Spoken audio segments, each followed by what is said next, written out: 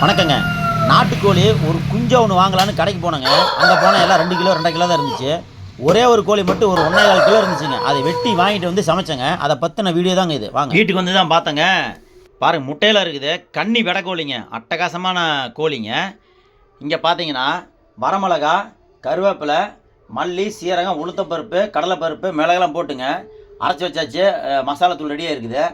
வடச்செடியில் பார்த்தீங்கன்னாக்க தக்காளி, சின்ன வெங்காயம் வணக்கி விட்டுங்க, பட்டை, சோம்பு போட்டுங்க, கடைசியாக வந்து தேங்காய் பல்ல வெட்டி போட்டுக்கிறோம். எல்லாத்தையும் மிக்சியில் போட்டு ஒன்றா அரைச்சிக்கிறோம். அடுப்பில் குக்கரை வச்சுங்க, எண்ணெய் ஊற்றி கடுகு கடலைப்பருப்பு போட்டு தாளிச்சிக்கிறோம். கொஞ்சம் கருவேப்பிலை போட்டுக்கிறோம். கோழிக்கறி உள்ளே கொட்டிக்கிறோம்.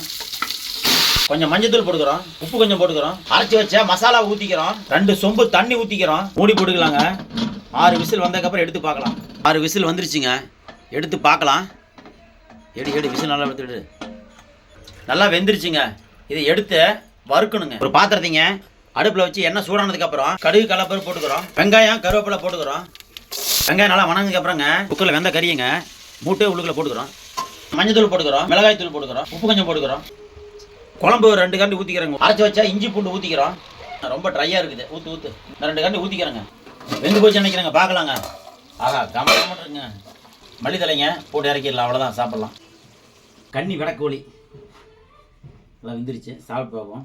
வறுவல் சுடுது. தட்டினாச்சு பெருசாக வச்சுருக்கலாம். அது இல்லாமல் கட்டு சுடுது, கழுவி விடுதோ. சூப்பராக இருக்குங்க. அருமையாக இருக்கா. நீங்களும் செஞ்சு பாருங்கள். நன்றிங்க. அவ்வளோ செஞ்சுக்கலாம்.